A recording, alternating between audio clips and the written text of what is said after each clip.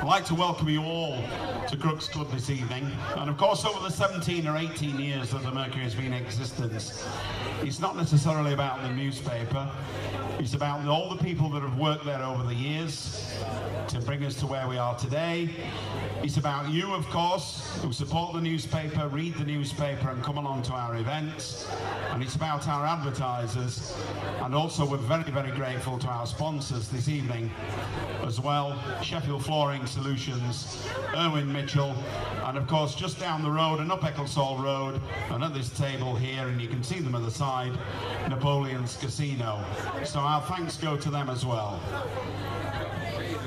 Phil Booker was mentioned earlier. If it hadn't been for Phil all those years ago, again, we wouldn't have been here tonight. And it was Phil who had the idea. It was Phil who had the foresight to start a paper. Does anybody remember a little magazine called Our Clubs? You remember Our Clubs? Well, Our Clubs, OC as it was called, well, in actual fact, that was a little bit of a fiddle, because what it used to be doing, it was produced by the staff at Sheffield newspapers, and it was produced for their social fund. They used to print it at night, and the management turned a blind eye to them producing this, and it was their social fund. And one of the people who instigated this was the chap we mentioned earlier, Stephen Thompson. Stephen Thompson, and who went to the Fiesta? How many of you went down to the Fiesta? Well, you may not remember, but the Fiesta used to produce a newspaper. It used to produce a newspaper every month. And once again, this gentleman called Steve Thompson, he was the guy that started this newspaper, the Fiesta, and he was at the Mercury on the very first day or so. And Phil won't mind me telling this. Phil didn't need the money, Phil Booker over there. But Phil used to borrow £5,000 off Stephen Thompson. And then what he would do, he would pay Steve back a bit at a time. And the reason he did this was that whenever he owed him money, Stephen would never leave.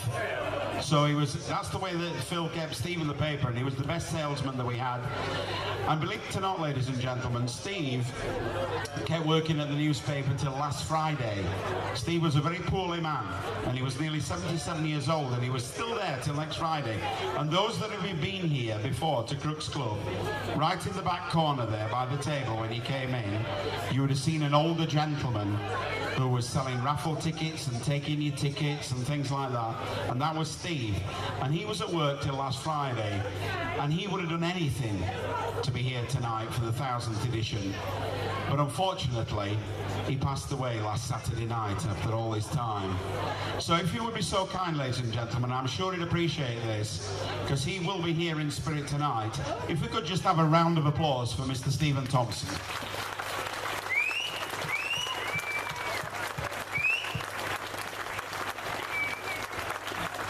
Thank you very much, ladies and gentlemen. It's a well-deserved round of applause. And we remember him. He was a wonderful, wonderful chap. He was quite a funny individual as well. And I can actually reveal tonight, and I really shouldn't reveal this, but all these people in this room, you are privy to a secret from the Mercury newspaper. Do any of you read the jokes by Albert Snodgrass? Any of you? You know Albert Snodgrass in the paper by the crossword. Next door to Howard Copley's column over there, Mr. Copley's column. If you want to see Copley's column, he's over there. So, I'm afraid I've got to tell you that Albert's not real. It's not really a Mr. I know, after 1,000 issues, that's what I'm going to reveal to you. It's actually put together by my son, who's in the middle, in the room there, and my son's the design director of the paper, and he's in the middle of the room. I've never actually heard my son tell a good joke, but he puts that together every week. So, I'd like to bring up to the stage, if I may, before the show starts. The show's about to start, and I'm not actually going to introduce him. You may never have seen Howard Copley, but Howard's a true friend to the paper. He works hard for the paper. He's been a columnist for the paper many years. So, ladies and gentlemen, I'd like to bring to the stage Mr. Howard Copley. Good evening, ladies and gentlemen. We're going to open the show tonight with a very, very good friend of mine who first worked in this club over 50 years ago. been one of the most successful comedians in Australia. He's like Bob Monkhouse. He's won 2 Mobo Awards. A very, very famous guy and a very, very funny guy. He'll kill me for saying this, but he's now 86 years of age and still working. You've perhaps seen him in the Sunday Times Rich list. He comes out every year. He's got so much money. So I'd really like to put your hands together for a fantastic comedian, Mr. Bobby Dennis.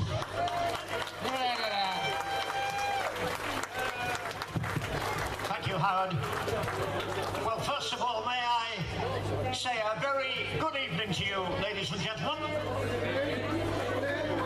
I was looking at the book. It's 50 years since I last had the pleasure of entertaining here at this wonderful club, Crookes. All I can say is I get very quick return bookings.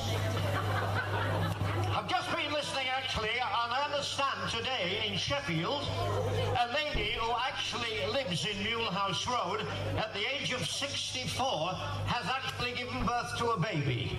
It is the oldest birth in history. Can you believe it? And the following day, the doctor came. She said, "Hello, ma'am. Can I see the baby?" She says, "No, only when he cries." No, she said, I want to see the baby. She said, "I've told you, love, only when he cries." She said, "Why?" She said, "I forgot where I put it." Now, if there is anything I hate to see in life, is a man with a sad face. And I'm talking to a fella the other day. I said, "What's wrong with your face?" He said, "It's the wife, Bob." I said, "Is it anything serious?" He said, "She's having an affair with a committee man from Crookes Workingman's Club." So he gets there, he said, "Now, where is she?" He said, "What are you talking about? Where is the other fella?" She said, "There's nobody here, love." He said, "I don't believe you." He rushes up the stairs. It's a 2-story house. As he's rushing up the stairs, he hears a car starting outside. Well, he looks through the bedroom window, and the car is pulling away. He thought, "Right, I'll have him." Well, he sees this fridge, can you believe it? And he picks it up, and he throws it from the bedroom window, and it lands right on top of the car. With that, the wife hits him on the head with a hammer. Well, he wakes up the next morning in the hospital. There's a fellow on the side of him with 2 broken legs. He said, "What happened to you, mate?" He said, "You'll never believe me." He said, "Some silly fool threw a fridge from a bedroom window, and it landed right on top of my car. 4 beds up the wall, there's another little fella there, covered from head to foot with bandages." He said, "And what about you, mate? What happened to you?" He said, "I was sitting in this fridge." I like the quickish, you know. I had a lovely story today about a man, Sheffield lad, no arms and no legs, went to a house of ill repute in Attercliffe. A woman opened the door. She said, "Hello, what do you want?" He said, "I want a woman." She said, "You've no arms, you've no legs. What can you do with a woman?" He said, "I rang the bell." I've come back from Australia, ladies and gentlemen. I emigrated over there in 1980, and I've come back to Sheffield to live again, and I live at Door. You know Door, where they fetch fish and chips in a violin case. And it's incredible because the changes that I've seen in this great city. Now then, speeding cameras. I cannot believe how many speeding cameras you have in Sheffield. Now, be honest with me. Has anybody here tonight been caught by a speeding camera? Anybody? Well, they got me 2 weeks ago. Can you believe it? They sent me, the police, a photograph of the car. Well, I got my own back. I sent them a photograph of the money. Talking about it, you have a very big cemetery here, City Road. And I was passing there the other day, and suddenly, I heard this voice. "Why did you die? Oh, why did you die?" Well, I looked over the fence. There's a little fella there leaning over a gravestone, shouting at the top of his voice, "Why did you die?" I said, "Was it somebody very special?" He said, "Yes, my wife's first husband."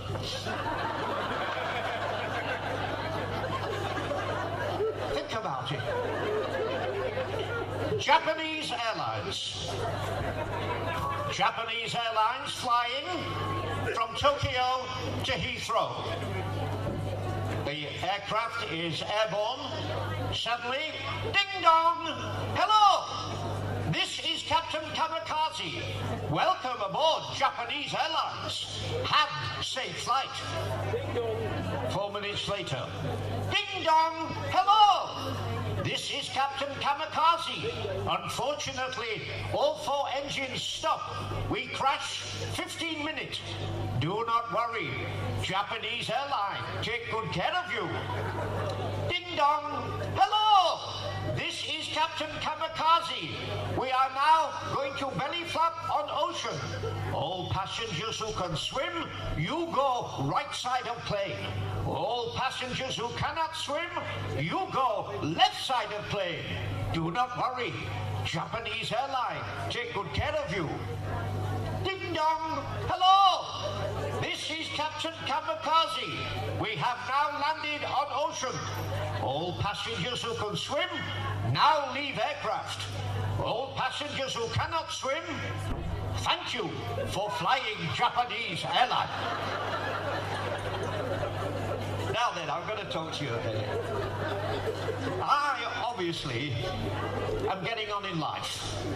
But as far as I'm concerned, ladies and gentlemen, age is only a number. Would you agree with me? And I'll tell you for why. There's an old lad, he's 85 years of age, and he's playing golf. And he sees this little frog.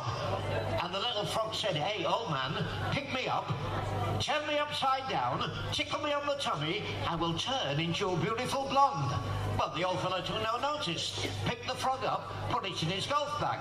About 5 yards down the track, the frog shouted, "Hey, old man, can you hear what I said? Turn me upside down, tickle me on the tummy, I will turn into a beautiful blonde." And the old fellow said, "I'm not interested. At my age, I'd rather have a talking frog." Now then, I've got to mention a word, ladies and gentlemen. It's a word that it's foreign to me until a few years ago, and the word is condom. Because in my generation, they were not called condoms, they were called French correspondents. Now, I don't know if you realise this, ladies and gentlemen, but condoms today come in packets of 6, 9 and 12. Did you know that? And you might be interested to know who uses the packet of 6. Well, it's the Greeks, because the Greeks are a very passionate race of people. For them, it is Monday, Tuesday, Wednesday, Thursday, Friday and Saturday. The packet of 9, ladies and gentlemen, are used by the Italians. Come starti molto bene, for them it is a Monday, it's a Tuesday, it's a Wednesday, it's a Thursday, it's a Friday, a twice on a Saturday and a twice on a Sunday. And now you're all waiting for the big one, aren't you? You are all waiting now for the packet of 12. Well, it's the British. The British have the packet of 12. January, February. Now, I'll tell you what I want to talk about. I want all the ladies, you listen to me, I want all the ladies in the club at this very moment to look at me just for a second. All the ladies, will you look at me? Are you looking? Now, I shouldn't say this, but I feel I'm with real friends. Girls, are you listening? I'm a very passionate lover. I am. No, I am. Honestly, I am. A few nights ago, and I'm not boasting about this, you listen to me, ladies, I made love to my wife for 1 hour and 3 minutes. Do you believe me? Come on, talk to me. Do you believe me? Well, it's true, and I can remember the night. It was the night we put the clocks forward an hour. Let's talk about something we all know a great deal about, shall we? I'm going to talk for a few minutes on the subject of marriage. Now, I don't know how you feel about a wedding, but to me, a wedding is a little bit like a funeral. The only difference is you smell your own flowers. So to find out how you good people feel about a marriage, could I have the house lights on, please? Would all the happily married men sitting in the room tonight just raise their hands, please? All the happily married men, would you put your hands up, please? Bloody traitors, look at this. Look at this lot. From here it looks like a union meeting. We've got about 50 of you. Now Now then, what about the girls? What about the ladies? Hands up all the ladies here tonight who wish they had never been married. Come on, girls. That's wonderful. We've got a lady at the back with 2 legs up. Now that is... Can you believe it? Well, you put the lights on now. Well, I've been married a long time, ladies and gentlemen. We had... In fact, I've been married twice. The first one died, this one won't. And... Now, we all remember, don't we? Now, I want you all to remember, I want you to think back to that wonderful moment, your wedding day. We had a wonderful wedding. It was fairy tale, grim. And I'll never forget, the minister said, dost thou, he said, dost thou take this woman to be thy lawful wedded wife? I said, I dost. And to my wife he said, and dost thou take this man to be thy lawful wedded husband? She said, I dost. He says, I pronounce you a couple of dusters. And so it was. But, you know, you all remember, don't you, the wedding day? Ladies, you were probably, in my generation, wore a white dress. Gentlemen, you're in your new suit from Burton's. And sitting in the church are the relatives. How can you forget them? Looking like refugees from Planet of the Apes. And sitting there in the front of the church, with the big hat of the feather, sits alien number 1. Has anybody got any ideas who I'm talking about? You're quite right, sir, the mother-in-law. Well, I've got a soft spot for mine, a swamp. And you want to see my mother-in-law? We keep a photograph on the mantelpiece, keeps the kids away from the fire. She says, when you die, I will dance on your grave. I said, good, I'm getting buried at sea. But this is life, isn't it, ladies and gentlemen? This is... What about this? What about this before I say cheerio? This Sheffield fella goes for a job. He said, what's your name? He said, Mac. No, he said, you have to have a proper name. He said, I've told you, my name's Mac. He said, what's on your birth certificate? He said, John Thomas McDangle. Oh, yeah? He said, well, what's the history? He said, well, I was very bright at school, and I went to university, and I got my doctor's degree, which was an MD, which made me John Thomas McDangle, MD. Oh, yeah? What happened then? He said, well, I was far too intelligent to have a medical practice, so I took further studies in theology and got my DD degree, which made me John Thomas MacDonald, MD, DD. He said, well, what happened then? He said, well, I got into a bit of strife. He said, I went to a house of ill repute and I caught a social disease, VD, which made me John Thomas McDangle, MD, DD, VD. He said, well, what happened then? He said, well, the medical profession took away my MD. He said, the college took away my DD. He said, the VD took away my John Thomas. I'd got nothing left to dangle, so now everybody calls me Mac. And with that, ladies and gentlemen, I wish Mercury every success. Thank you for your attention. Have a wonderful evening. Bye, everybody. Bye.